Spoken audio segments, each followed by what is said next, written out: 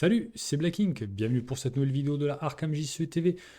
Aujourd'hui, comme vous pouvez le voir, un nouveau décor apparaît dont normalement vous reconnaîtrez tous le titre de la carte correspondant à cette illustration.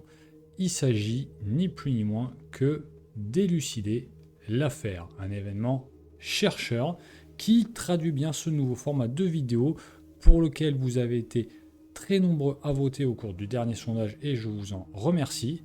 Et du coup, il s'agit bien évidemment de ce nouveau petit format qui vient analyser une situation particulière dans le jeu et vous proposer un certain nombre de solutions ou en tout cas de pistes afin de réussir tel ou tel défi au sein du jeu de cartes.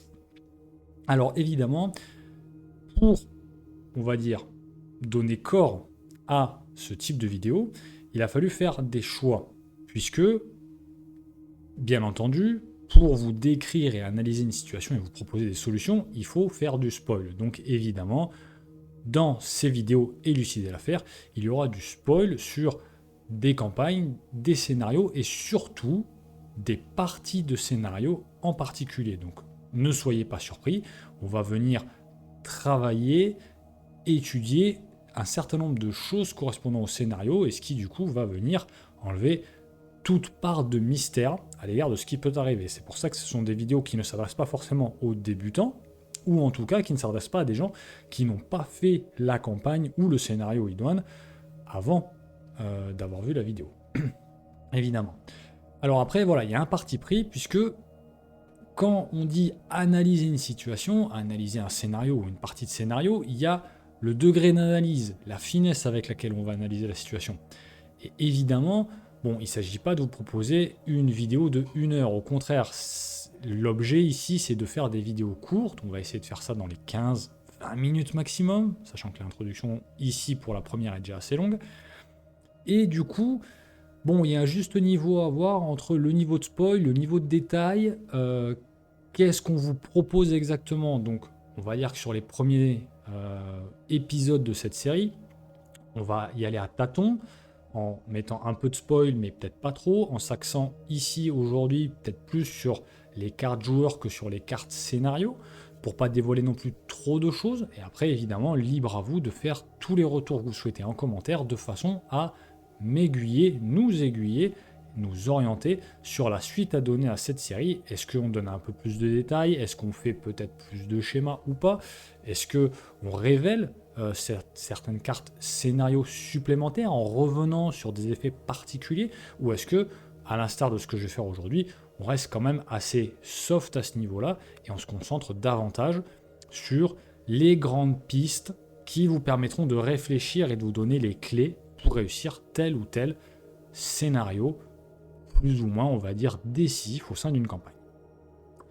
Alors, pour ce premier épisode, bon, le choix sera peut-être assez controversé puisque je ne vais pas m'attarder sur un scénario de la boîte de base, tout simplement parce que la première personne qui m'a parlé de ce type de vidéo m'avait mentionné un scénario en particulier, donc du coup je me suis dit, autant prendre directement la première problématique qui m'a été soumise, même, il me semble, légèrement avant le sondage, de façon à commencer à traiter des points vraiment particuliers. Et du coup, pour cette étude de cas numéro 1 de élucider l'affaire, on va parler de la demeure des dieux, le scénario 4A de la campagne des dévoreurs de rêves, qui du coup, donc Dunwich, Carcosa, la civilisation oubliée, le cercle brisé, les dévoreurs de rêves constituent la 5e campagne quand on ne prend pas en compte la boîte de base. Et comme je disais, du coup, la demeure des dieux, c'est le scénario final de l'une des deux des mini-campagnes, qui est la mini-campagne dans les contrées du rêve. Ce scénario, la finalité de ce scénario, sans parler de la partie cachée, qu'est-ce que c'est? La finalité de ce scénario, en fait, c'est de rassembler 2 cartes péril, un ennemi, une carte traîtrise, dans un lieu particulier sur la map, sachant que la map sur cette dernière partie du scénario, je parle bien de la dernière partie du scénario, la première partie concrètement ne présente pas de difficulté particulière, mais cette deuxième et dernière partie, où il faut rassembler du coup les ennemis Nyarlathotep et les cartes cachées traîtrises Chaos chuchotant dans des lieux, tours. Il y a 4 tours différentes en jeu, un lieu central, ce qui nous fait un total de 5 lieux, et il faut en fait naviguer entre ces différentes tours et le hall central pour essayer de rassembler voilà, les 2 pièces du puzzle, ou les 3 si on compte les lieux, le chaos chuchotant propre à la tour selon le positionnement sur la map, en imaginant que la tour abandonnée soit au nord, le chaos chuchotant au nord, et un exemplaire de Nyarlathotep pour ensuite venir effectuer l'action sur la tour qui nous permettra de gérer l'ennemi Nyarlathotep qu'on aura dans notre main.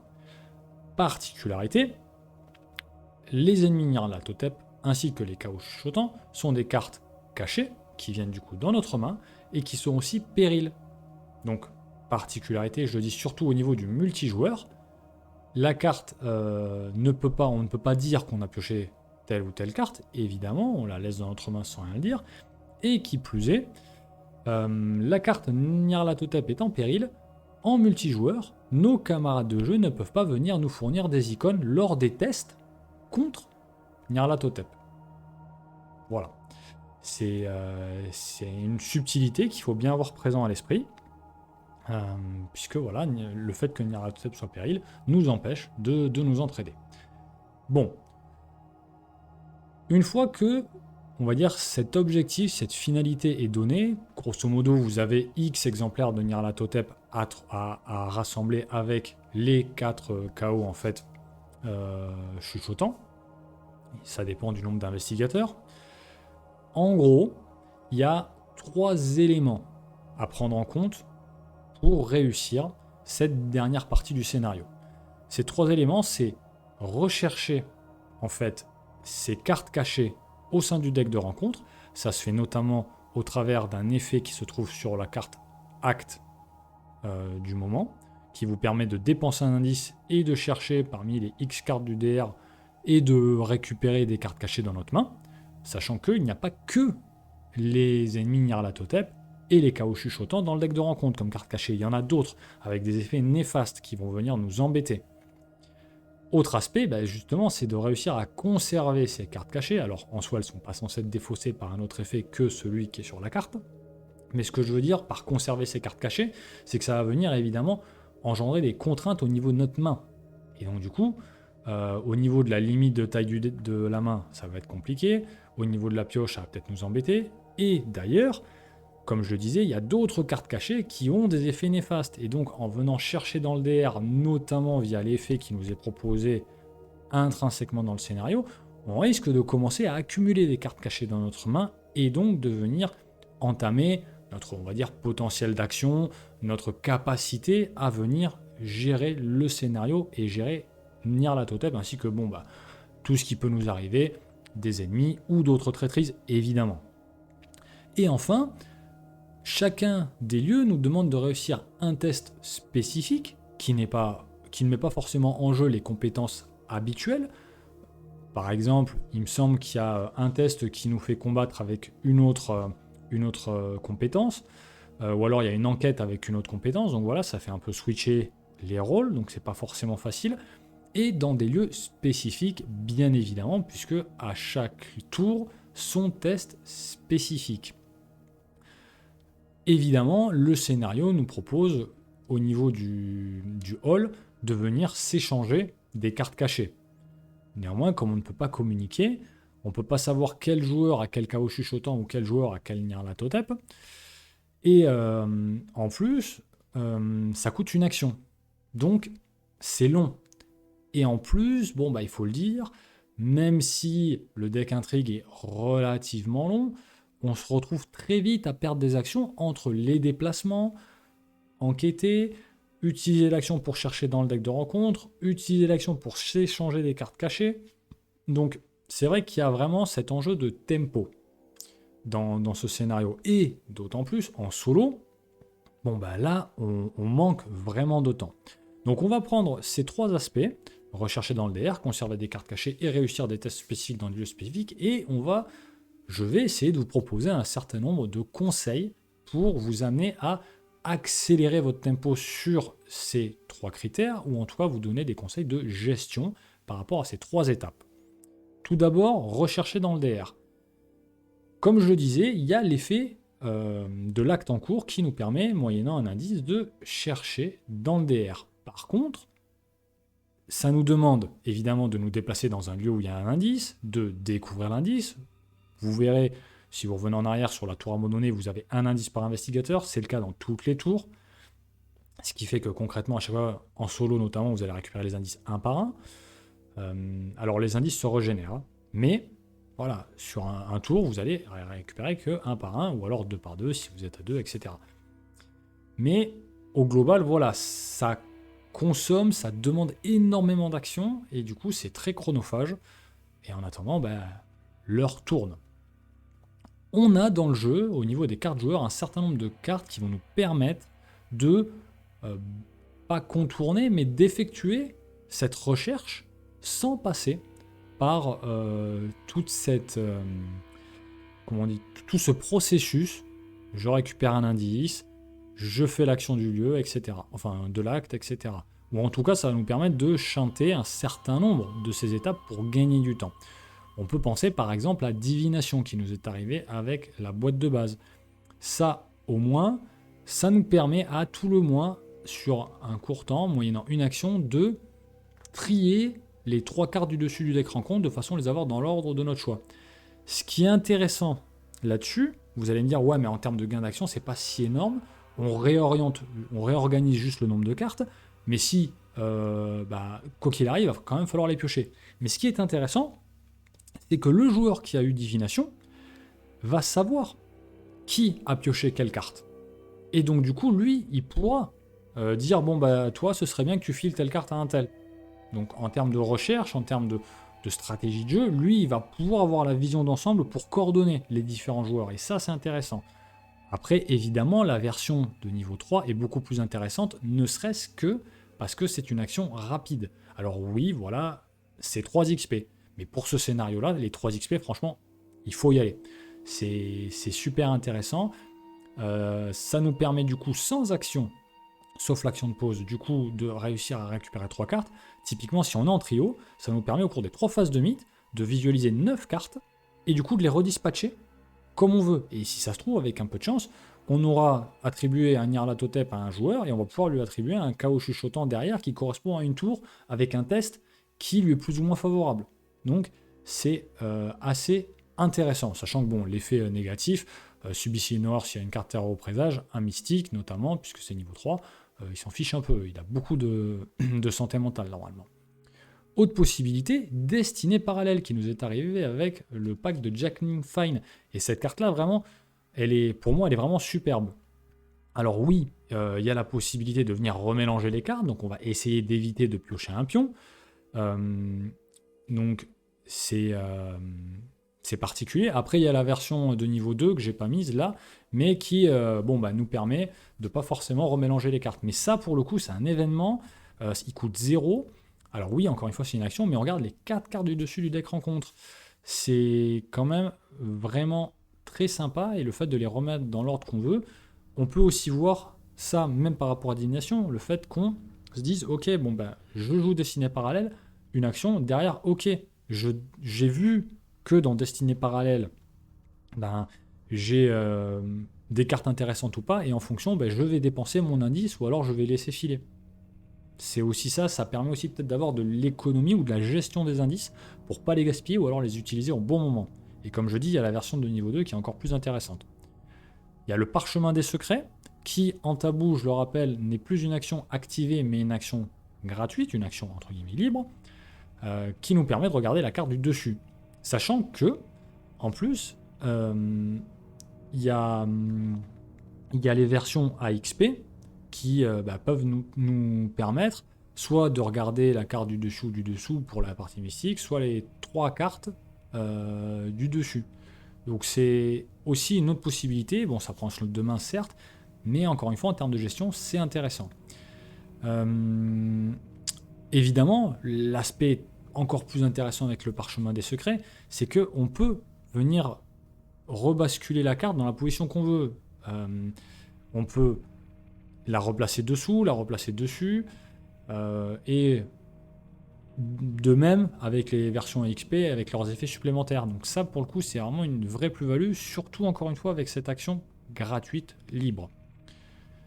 On a premier tour de garde. Alors c'est un peu différent, mais ce qui est bien, c'est que ça ne consomme pas d'action, c'est pendant la phase du mythe.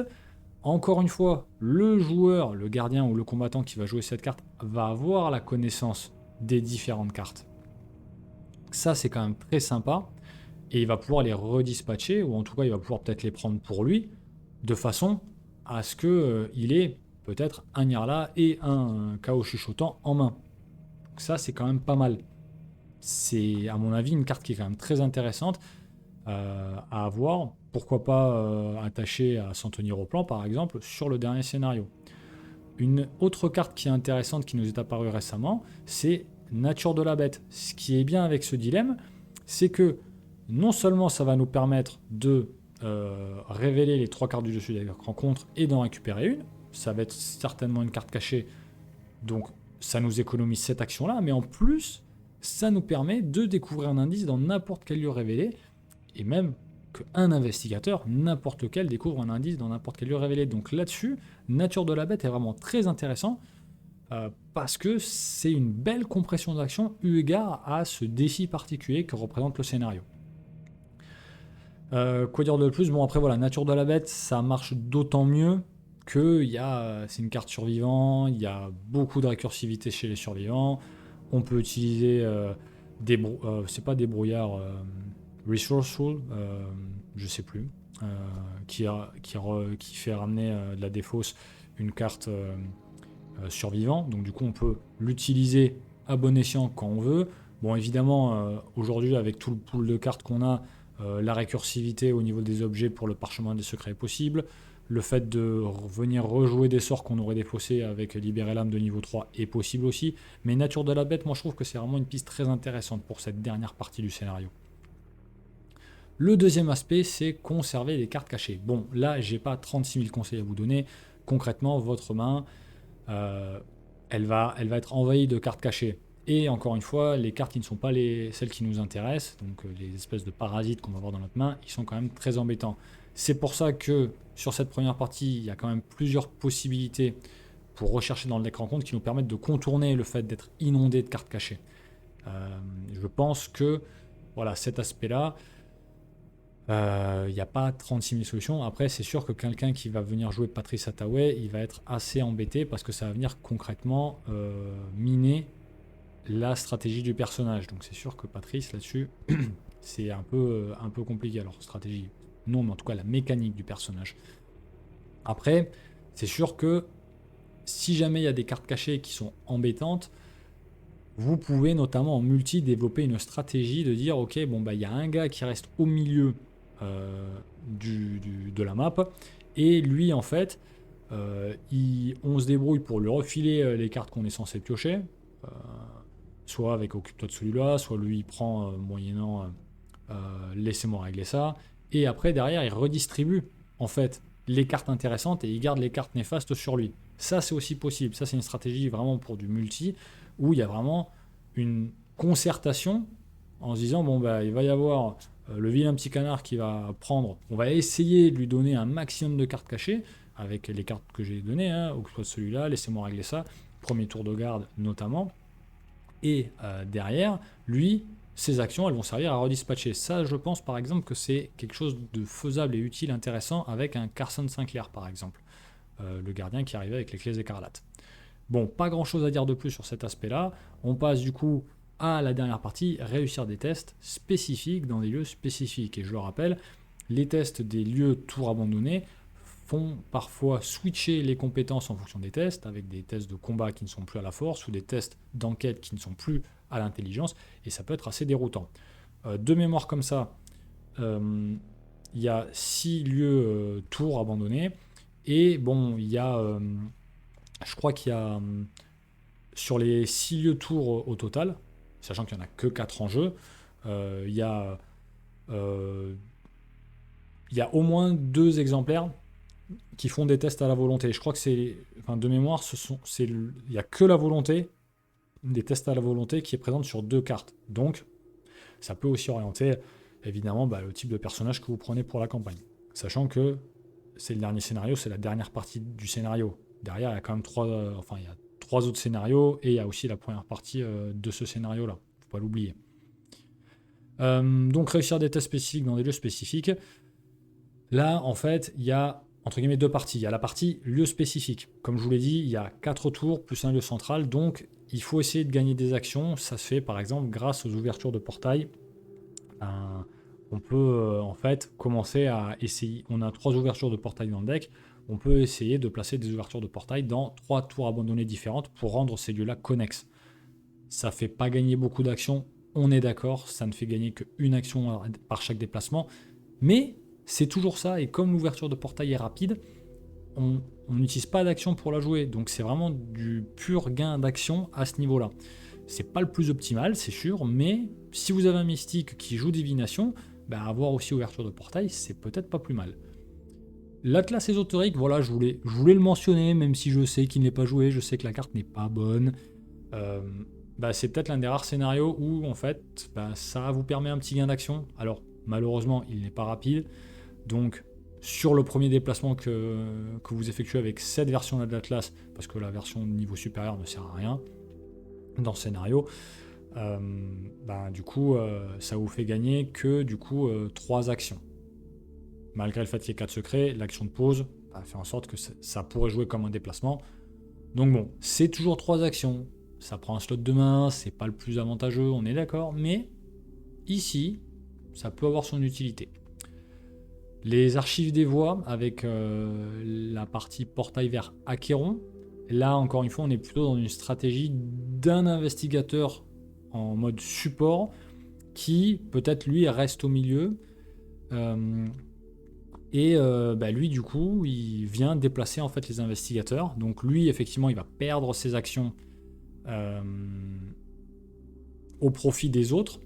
Mais du coup, ça va faire gagner des actions à ceux qui sont censés réaliser les tests. Donc voilà, on peut commencer à voir ici vraiment le rôle de 3e homme dans ce scénario où le gars reste au milieu, il essaie d'accumuler lui les cartes cachées, de les redistribuer et de déplacer les investigateurs. Ça peut être une possibilité. Après, le must au niveau déplacement, c'est simple et de bon goût, c'est le raccourci de niveau 2. Vous mettez 1 ou 2 raccourcis de niveau 2 sur le lieu central, et là, voilà, ceux qui sont censés faire les tests, ils bougent, paf, raccourci, ça part, paf, raccourci, ça part. Bon, évidemment, s'il y en a qui ont la carte gardien qui permet de suivre l'investigateur, il y a trop de cartes maintenant dans la collection, je sais plus, mais bon... Bon, c'est le fait de faire office de garde du corps, quoi. Ça aussi, c'est utile, mais c'est vrai que voilà, le raccourci, ça coûte pas cher, c'est en début de collection, c'est Carcosa, c'est rapide, donc c'est vrai que c'est vraiment un plus. Au-delà de cette partie déplacement, mobilité, gain de temps en matière de déplacement, il y a évidemment la réussite à ces tests spécifiques. Alors, on n'est pas sur la difficulté que représente Union et Désillusion dans le cercle brisé, où il y a ces fameux super tests qui accumulent les compétences, où là il y a vraiment une difficulté particulière. Mais néanmoins, c'est vrai qu'on peut être un peu dérouté par ces tests spécifiques, qui nous demandent des choses pas forcément conventionnelles, et se préparer à ça, se préparer au pire, c'est peut-être pas plus mal. C'est vrai que cette section aurait pu aussi s'appeler se préparer au pire, mais bon, avec l'illustration, ça collait pas super bien. Donc pour ça, qu'est-ce qu'on peut avoir en magasin pour réussir ? On peut avoir par exemple coup de chance, voilà, carte survivant qui sera bannie, mais dans tous les cas, c'est le dernier scénario, donc on s'en fiche un peu. Mais voilà, le fait de réussir automatiquement ce genre de test, ça va venir aider. C'est sûr que voilà, quand on commence à accumuler le fait de chercher dans le deck de rencontre, récupérer son air là, avoir du déplacement rapide avec le central via un raccourci parce qu'il y a un camarade qui nous l'a posé là, et derrière nous on a un coup de chance pour réussir automatiquement un test qui a priori n'était pas forcément favorable. Là on commence vraiment à bien contrer en fait la mécanique du scénario. En tout cas on la respecte, mais on excelle, ou en tout cas on s'améliore, on tend vers la perfection, et la perfection vient de l'entraînement, pour réussir. Il y a aussi la fin, enfin justifie les moyens. La fin justifie les moyens pour les truands. C'est vrai que souvent on dit putain les truands, c'est un peu la dernière roue du carrosse, quoique c'est de moins en moins vrai. Là avec cette carte là, on a quelque chose d'intéressant pour réussir ces tests là, sachant que voilà, typiquement si on est en solo, on doit réussir avec 2 Ninjarla. Si on a justifie les moyens, bah c'est bon, c'est bouclé. Et on a aussi le Brolandas pour les truands. Alors là, voilà, c'est un peu plus particulier. Si on joue en tabou, derrière, ils sont hors jeu. Mais si on a un deck qui pioche bien, avec une triche, avec une Mandy, ça peut se faire. Ça peut se faire même très bien. Et il y a le Sceau du Signe des Anciens. Voilà, il y a quand même pas mal de cartes mystiques qui sont mises en avant. Hein. Et le Sceau du Signe des Anciens ne pouvait pas être mis de côté.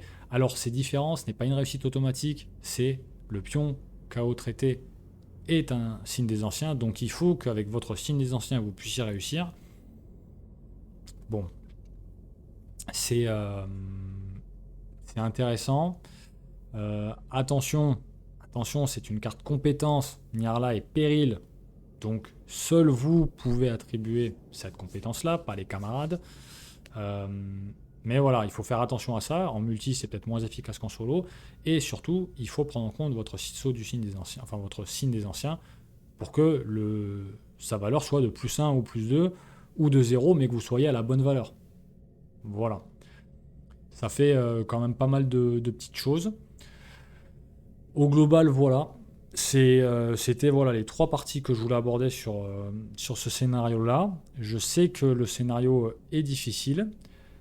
Il y a pour ça un game changer. Alors, qu'est-ce que j'entends par game changer? C'est en fait une carte qui annihile, vient complètement annuler en fait la logique, la mécanique du scénario. Et cette carte-là, c'est une carte gardien, c'est En Chasse. Pourquoi En Chasse vient en fait dynamiter la mécanique du scénario? Parce que ça nous permet en rapide de chercher un ennemi par les 9 cartes du dessus du deck rencontre et le générer engagé avec soi, puis de mélanger le deck rencontre. C'est un game changer parce qu'en fait, vous cherchez un ennemi, il n'y a pas la limitation du non-élite. Ça c'est important parce que au contraire, taper dans la fourmilière, il y a la limitation du non-élite. Donc du coup, là étant élite, on ne peut pas, alors qu'avec En Chasse, on peut. On le génère automatiquement avec nous, on ne pioche pas la carte. Donc on n'active pas le mot-clé caché. Parce qu'elle n'est pas piochée. On va chercher un ennemi. Et du coup, on a un Nyarla, tout frais, tout beau, qui est engagé normalement avec notre gardien. Si notre gardien c'est une Zoé Zamaras qui a un lance-flamme, normalement ça ne doit rien se passer. Autre chose, je sais pas. Hein. Mais voilà. Cette carte-là, contrairement à tout ce dont je vous ai parlé avant, vient renverser la logique du scénario. Alors, il faudrait en multi avoir beaucoup d'exemplaires, peut-être au moins 4, ça pourrait être intéressant. En solo, normalement vous en aurez 2. Est-ce que vous allez pouvoir réussir à avoir un Nyarla à chaque fois dans les 9? Je ne sais pas. Néanmoins, c'est quand même intéressant. Et avec un peu de chance, vous allez pouvoir récupérer un Nyarla. Après, il n'y a pas que des Nyarlathotep comme ennemis dans le deck rencontre. Il y en a d'autres. Donc il faut faire attention à ça. Mais c'est clairement une fenêtre d'opportunité intéressante à envisager, à jouer pour en fait venir modifier le cours de la destinée, on va dire ça comme ça, et en fait prendre le scénario la fin de ce scénario par un autre bout.